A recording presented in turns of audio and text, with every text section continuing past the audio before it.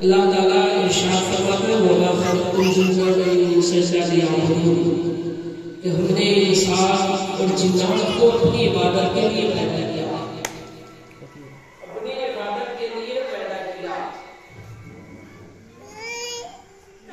और अभी अभी आपने अज़ीज़ गिरामी वक़ार हज़रत अल्लामा मौलाना अहमद रज़ा मिसबाही साहब से सुना कि हर बच्चा फितरत इस्लाम में पैदा होता है और उसका बाप जो होगा बच्चा नहीं बनेगा। यही वजह है कि अगर मुसलमान के घर में कोई आता है तो नहीं बनता है, दूसरों के घर में पैदा होता है तो नहीं बनता है। और हम तो अक्सर वो बेशतर सुनते रहते हैं कि जन्नत वहाँ के कदमों के नीचे है और जन्नत का दरवाजा बाप है और जन्नत माँ के कदमों के नीचे। ये वालिदैन का मकाम और मर्तबा है, लेकिन उससे पहले वालिदैन के ज़िम्मे भी कुछ फराइज़ है, औलाद के कुछ हुकूक है। पहले वालिदैन को चाहिए कि अपने बच्चों के हुकूक अदा करें। हुकूक क्या है? आज हमारा नजरिया और हमारा हाल ये है कि हम अपनी औलाद को टाइम नहीं देते। टाइम देते हैं कोई भी आदमी और क्यों नहीं देते? उसकी भी वजह है कि हम खुद पढ़े लिखे नहीं है तो हम अपने बच्चों को कैसे पढ़ाएंगे? उस्ताद के नजदीक के बच्चे पढ़ते ही है, लेकिन अक्सर वो बेशतर वो बच्चा ज्यादा कामयाब होता है जिसके घर से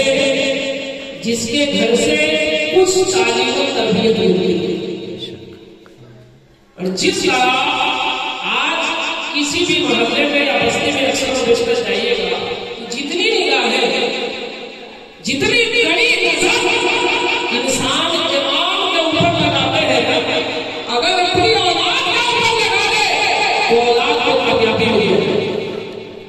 औलाद कामयाब हो गया नहीं होगी, बच्चे कामयाब हो गए तो बच्चे बदमाशी कर रहे, घूम रहे, नाफरमानी करते, पढ़ाई नहीं करते, इसकी फिक्र नहीं है। इमाम कहाँ जा रहे हैं, इमाम क्या खा रहे हैं, इमाम क्या पी रहे हैं, मेरी नजर उस पे होती है। और देखिए कि अगर नमाज के लिए अजान दी जाए तो आदमी नहीं पूछे इल्ला माशाअल्लाह, यानी जो नमाजी लोग पहुंच जाए, लेकिन अक्सर और बेशतर लोग नहीं पहुंचे।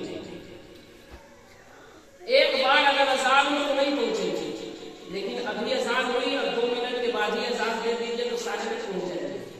क्या बात है कि अजान हुई है तो हमारी नजर सिर्फ आंख जोड़ी और नक्स निकालने में लगी रहती है।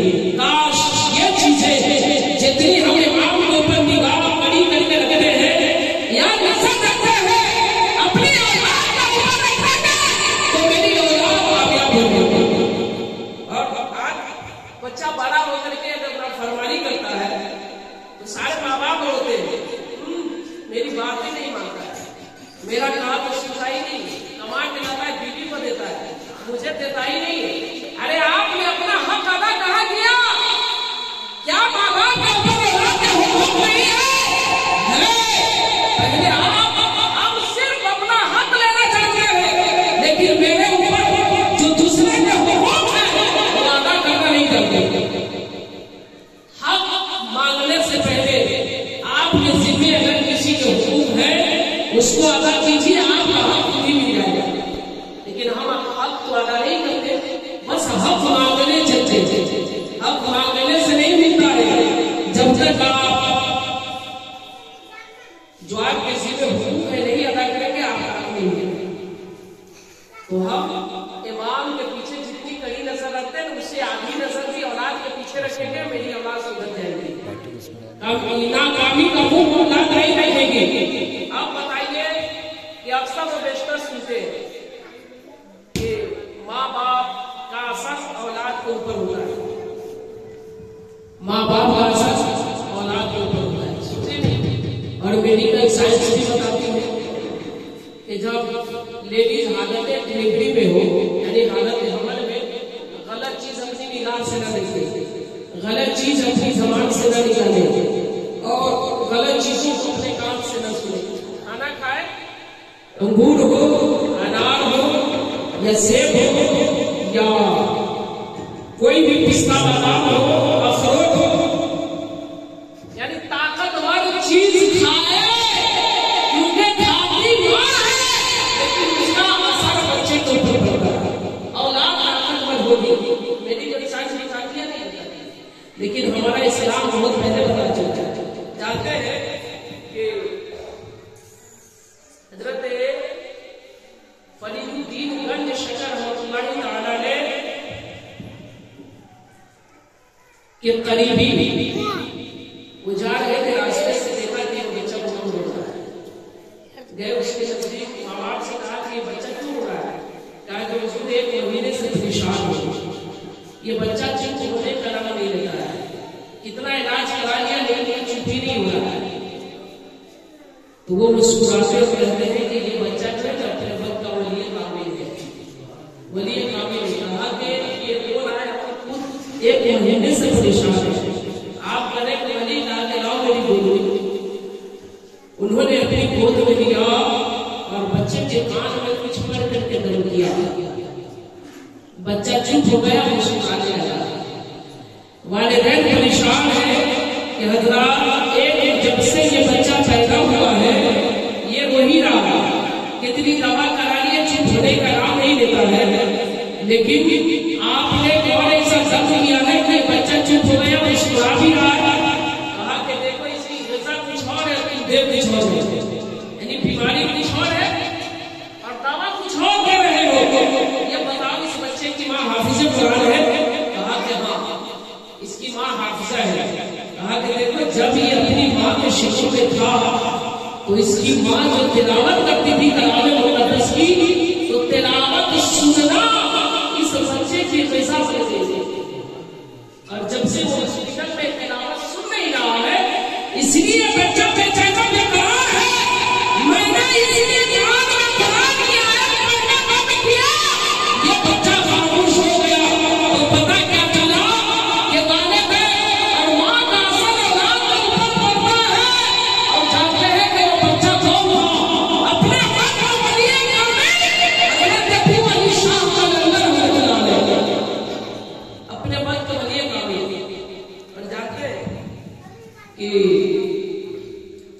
आप अल्लामा डॉक्टर इकबाल का नाम बहुत सुनते हैं, इतने बड़े शायर हैं कि उनके नात के शेर का एक मिसरा कुरान और हदीस की रोशनी से खाली नहीं। अल्लामा डॉक्टर इकबाल साहब, चंद बच्चे जब अपने कॉलेज में फर्स्ट नंबर लाए तो उस्ताद ने तमाम को बुला कर पूछा, बताओ कि तुम क्या बनना चाहते थे? किसी ने कहा मैं इंजीनियर बनना चाहता था, और किसी ने कहा मैं डॉक्टर बनना चाहता था, किसी ने कहा कि मैं पायलट बनना चाहता था। और इनसे जब पूछा गया कि तुम क्या बनना चाहोगे, कहा कि हुजूर मैं सहाबी रसूल बनना चाहता हूँ।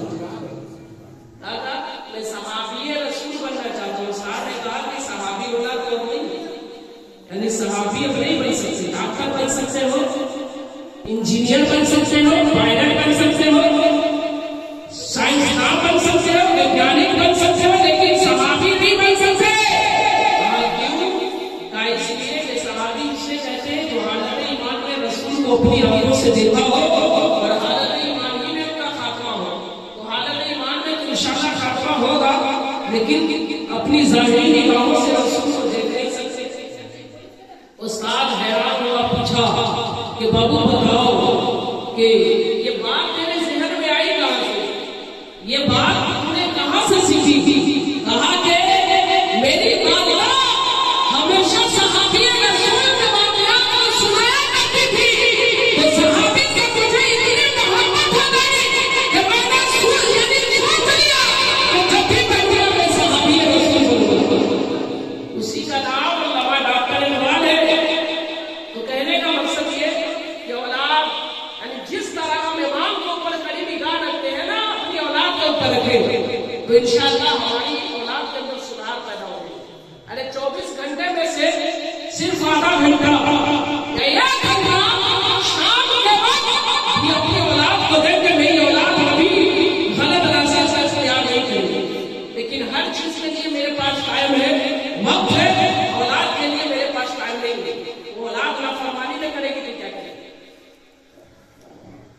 ये सबसे पहले हम दुआ करें कि अल्लाह ताला जिस बिरादरी की खुशी को इस महफिल का इहतमाम किया है, अल्लाह ताला सबसे हमें बेपनाह बरकतें अता फरमाए और उसे जमीनी आसमानी बलाओं से महफूज रखे। वक्त ज्यादा होता है, चलिए दूसरी पढ़ ले। अल्लाह